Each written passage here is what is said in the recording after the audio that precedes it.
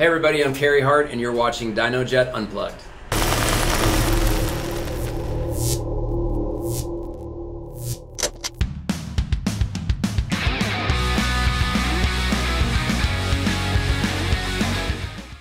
This is a prototype system I have. I teamed up with Chris Clark, owns a company called Titan. They came from 4-wheel, now they're doing stuff in 2-wheel.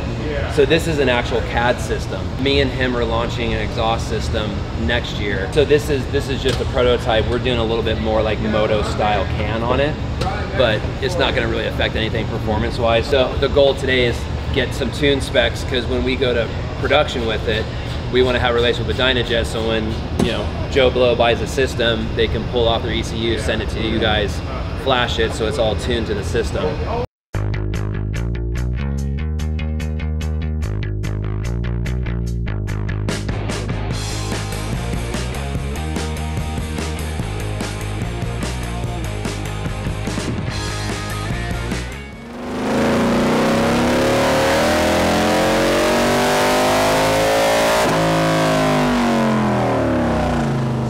On the rear, I'm gonna have to pull some out of it for sure.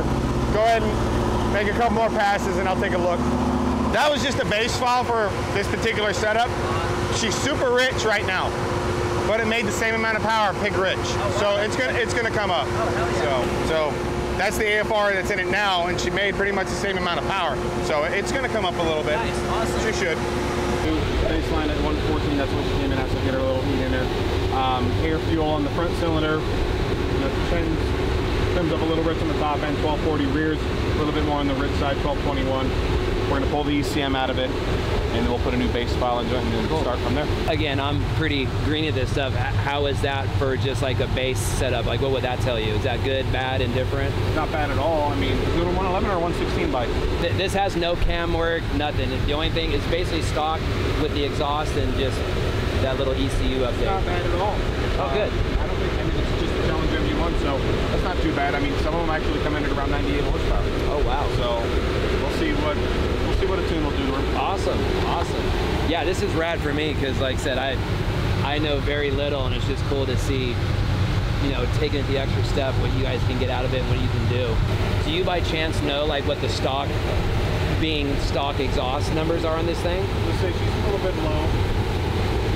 We're looking at our Challenger. This is our regular Challenger here. This is stock, 4th gear pull. So yeah, she's a little bit on the lower end, 120 for ours. And that was with stock exhaust as well? This is 100%. Oh no, Reinhardt slip-ons. Oh, gotcha. So, but yeah, pretty much. I think the only stock ones I've ever done, they're normally around 108-ish bone stock. The numbers were on a stock off the showroom floor. We'll see how she does with the Dynojet tune. Cool. It's gonna come around.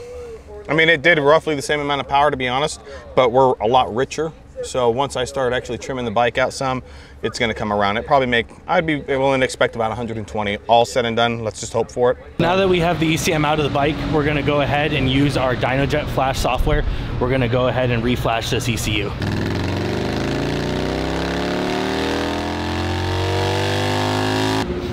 With them being MG1, meaning the new ECM type, we have really no data logging capabilities with it. So the logger that we have on, it's not giving me the impulse that I need. So I'm kind of flying blind, to be perfectly honest. Yeah. So right now, what I'm going to do is I'm going to globally pull out of the rear cylinder just anything that I would see at watt. Yeah. And trim it up roughly 5,000 on up for the front cylinder, try to get it right to that 12.8 target. And we'll see where she goes from here. Once we have more stuff for these things in the future, well, let's really from an A to Z. Oh, absolutely, yeah. 100%. Especially like when time and product and all that stuff. Yeah. I never want to intrude on your guys' time, no, but we can get after it. But I know we could make this thing fly if everything is there. Oh, totally. So what we'll do is we're going to keep trimming her out and see if we can make her a little bit better. Bitchin', awesome. All right, right now I'm going to pull a read off their bike, and I will create a new tune file based off of what I see in the calibration.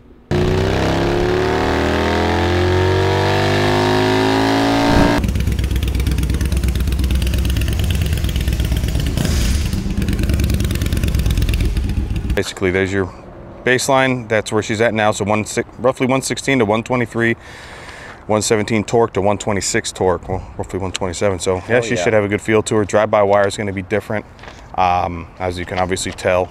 And then Should run a little bit cooler. Fan settings are going to be different, of course, rev speed limiters, that kind of fun stuff. It's so much cleaner on acceleration. Throttle response is better. It doesn't have like that weird kind of stock lug, like when you're like really like in a U-turn or something really low RPM. And then as you accelerate, it's just clean pull the whole way through. Cool. And then even on decel, it's not popping and spitting and all that kind of stuff. It just has a nice decel to it. Like, I'm so excited to get on the highway on this thing because it's big. I mean, just from the cleanliness through the whole thing, it's totally night and day different. Dude, thank you for all your time and everything today. You guys were awesome.